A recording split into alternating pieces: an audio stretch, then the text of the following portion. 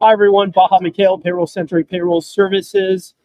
We are at Vision Expo 2025 in Orlando, Florida. I'm here with Dr. Matt Alpert. Morning. The founder of the Eye Consortium.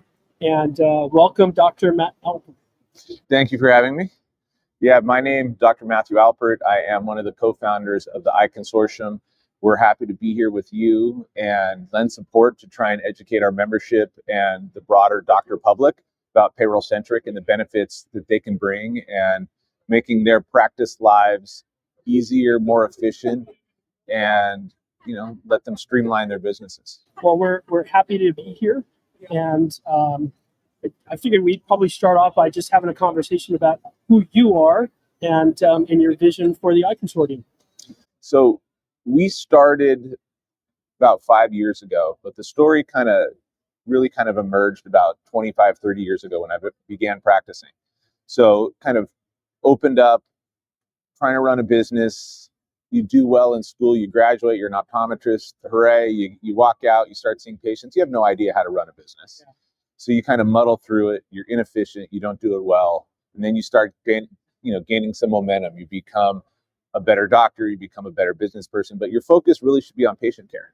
I should be in the exam room doing what I do, educating patients on their vision and how to stay healthy and keep good quality vision. I shouldn't be in the back spending half my day, putting out fires, payroll, all this stuff that I really never went to school to learn how to do. So having strategic partners like you guys is the key to running a successful business.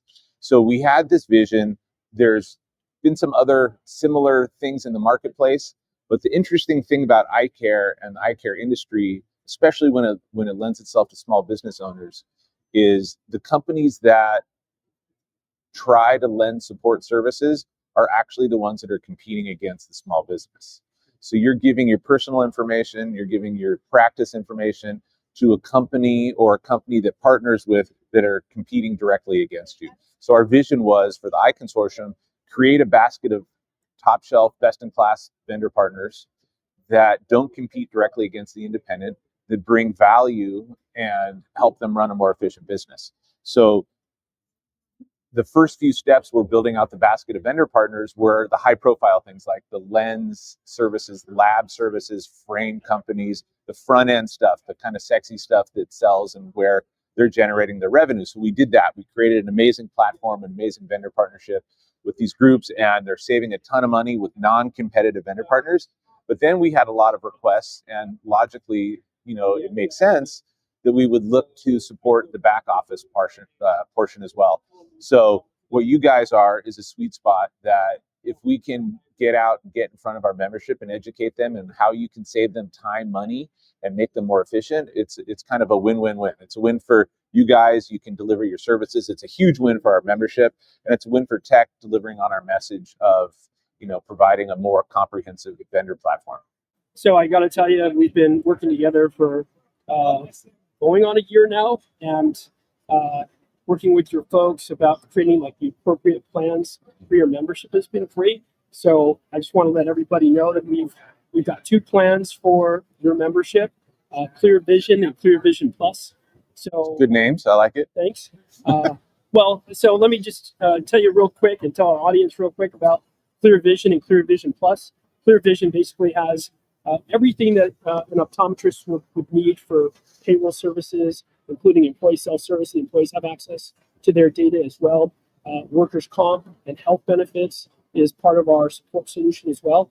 And then with the Clear Vision Plus, we take all that and then we add applicant tracking, employee onboarding, timekeeping. So it's all a paperless experience for your members, and it's efficient. So I'm hoping that we have a good solution for your membership. It's interesting, kind of as you're describing that. I think one of the big lessons I've had in being a small business owner running a practice for 30 years is, liability and not knowing what you don't know. And running a small business and thinking that it's a good idea to have a mom and pop shop and treat your employees like friends and not be diligent about what you're doing really will come back, potentially bite you in the ass in a way that will keep you up at night. And there's pitfalls in that I would want every business owner to avoid. So being meticulous in documentation, having true professionals being able to guide you and set up the systems ahead of time so you don't have regrets afterwards is the value is, you can't even put a number on it, because the sleepless nights you have from when you have an employee issue or legal issue or something that could have been avoided, it takes down your whole practice. Like, so having proper, payroll setup, HR setup, having these things in place and following the rules, insurance, following the rules and doing it right helps prevent a lot of significant issues downstream. So the value is even greater than the common sense things that you think about. There's always the dollars and cents, but don't be that I'm going to step over $1 to pick up a dime. And the things that it does for you downstream is life-changing. And, speaking of values, we've got 3 values that are back up there behind us: compliance, ease, and care. Okay. And because everything, to your point, everything that we do is compliance, whether it's tax liabilities or vacation and benefits, schools, and, or direct deposits, paying people on time, paying them correctly. Everything that we do is compliance based. And then, of course, with respect to ease, just like you were saying, as an optometrist, you want to be seeing patients. You don't want to deal with fires in the back room. And so we try to make our services delivered in such a way that it makes your lives easier. Yeah. And then, of course, care. I founded PayrollCentric specifically because I care about people. For me, it's all about relationships, as you know. And so with every interaction that our clients have with our employees, we have to demonstrate care, whether it's a phone call, a Zoom meeting, an in-person meeting, an email, a letter, whatever it is. Every interaction our clients have with us, we need to be able to demonstrate care. Those are our values: compliance, ease, and care. Yeah, it's a good point. You have fully digital solutions out there, but to be able to kind of bundle a digital solution with personal attention is kind of the holy grail of this type of So, for a long time, SaaS was the Right. kind of, it's not so much anymore. AI is the next big thing, but so we've got the software as a service. We've got the applications that actually get the job done.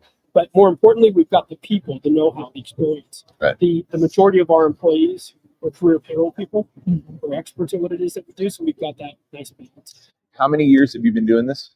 That's a great question. 30 years. Yeah, 30 years. Yeah. All right. Yeah. So we probably graduated around the same time. Yeah.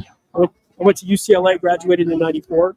Okay. Yeah, I was at San Diego State, graduated in '92. Yeah. Finished optometry school in '96. So yeah, we're right kind of on that same timeline. Yeah, that's interesting. Yeah, I think you hit your stride at, I'd like to say we're hitting our stride now. I feel great. Yeah, I feel great. I feel like I know what I'm doing, and I can really help people that are just getting started and people that have been doing it for a while. I don't see how the business world has evolved into this complex situation that we're in, how you function without these type of services, service professionals. Even 30 years ago, when I was trying to do everything myself to save a buck, I was leaving myself open to liability. And as things grew and became more complicated, and I went from 1, 2, 5, 10, 15, 20 employees, multiple locations, the ability to efficiently and safely protect myself in the practice, you can't do it alone anymore. 100%. Agree with 100%. So tonight we've got a joint event. Yes. You want to tell us about that? This evening we are hosting a Eye Consortium PayrollCentric cocktail reception, and we're hoping that any and all attendees to the conference and our membership that are here feel comfortable to come on over, have a conversation, have a cocktail, just hang out, whatever. So this is our first time at Vision Expo. So it's pretty grand. What a huge scale operation this is. Yeah. What's your vision for the Eye Consortium here? So Vision Expo is a twice-a-year conference. It's a twice-a-year show to try and get all of the affiliated businesses and partnerships and vendors in the eye care industry. So you have the frames, the spectacle lenses, the pharmaceuticals, the equipment, the support services like you guys. You have a really robust industry. It's a, I don't know, 20 to $25 billion a year industry. This is significant spend in here. It's a significant part of people's lives, being able to see. You have a whole new, type of technology coming in. You have hearing solutions, which were never centered here. Yeah, there's some interesting stories about why that's relevant. There was the declassification and regulation of hearing aids in the last 12 to 24 months. So now they can be part of an eye care practice because there's a lot of synergies with the older population with hearing loss and vision loss. So there's some great ways to educate patients. But it's interesting. Typically, the show moving from many, decades in the Javits Center in New York down to Orlando for a number of reasons. We would typically have 15,000 attendees. So we'll see, I'm excited to see what Orlando can do and how we can bring that, get that membership attendeeship, strong down here. But we'll wait and see what the numbers show us after. It should be a great show. Everything post-COVID's been interesting, in many ways, but attendees at shows, I think there's actually fewer members, but better members coming here.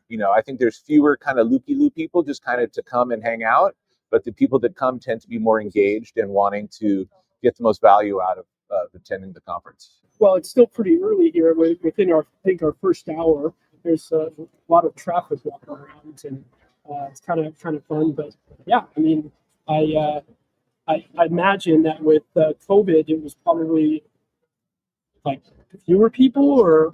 So it's interesting. The 2020 show, I've gone to every Vision Expo for the last. Actually, my father was an optometrist, so I went with him. I've probably been every year for the last 35 years.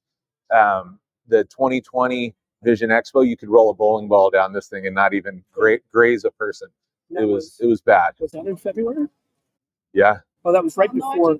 So that would have been right before. It was maybe it was.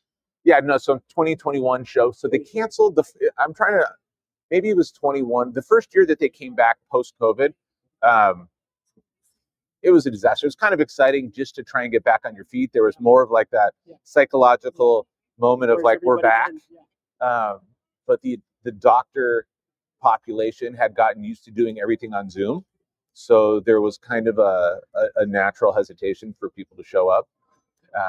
It's funny. People, I think, younger generation has gotten used to doing things from home, less interaction face to face. So yeah, these kind of things, it's interesting. I think we're actually on this counter swing back up where these are starting to become more relevant now. I think it was okay to miss a couple years, but I think that feeling is gone. So just thinking about what you were saying, your membership is all over the country, and I think you have Dr. Chu, is it? Yeah, Dr. Robert Chu is my partner. He's based in Fort Worth, Texas. He has 3 large locations there. He's an interesting story. He has multidisciplinary. He has a full surgical practice where they have ambulatory surgical centers, optometric practices. His brother is an ophthalmologist. He's an optometrist. His wife is an optometrist. The mom's an optometrist. They're an amazing story. They have a great practice down in Fort Worth. I'm in Los Angeles, outside of LA. So our membership in the beginning focused in Southern California in the Dallas area, but now we're strung everywhere. We just crossed 3,400 members on what started off as kind of an idea with a group of kind of like-minded optometrists. We grew just kind of like hanging out, talking business strategy, to having 3,400 members and becoming, I would say, the fastest growing alliance GPO type group in the industry by far. And again, being the only group of size in our industry that isn't owned by a direct competitor to independent optometrists or by private equity. We're the only doctor-owned, controlled group of our size in the industry, and it's kind of refreshing to have a clean voice to go out to membership. And the cost to your members? So that's it. We're zero cost. It costs nothing to become a member. All of our other competitors charge anywhere from $2,000 to $3,000 to $4,000, $5,000, and there's probably the biggest player in the industry takes upwards of 3% of your gross receipts to be a member. So there's doctors that are writing $30,000, $50,000, $75,000 checks to these people. Not only they're writing a check, which is crazy to me, writing a check to their direct competitor, which is also insane. So the company that owns Lens Crafters should not be getting a check for $50,000 from an independent optometrist. That seems very counterintuitive. But that's just the way things grow, and big companies have the ability to acquire, and that's the consolidation, which is in every industry, has affected eye care and has really kind of ramped up its speed in the last 10 plus years. Well, I think what you're doing, you and Dr. Tu, is great. Yeah. And I'm excited to be a part of it. Yeah, we're excited to have you as a partner. Thank you very much. And I appreciate you being a guest on our podcast here. And wish you a great show. We'll see you tonight. Thank you. All right. Take care. Appreciate it.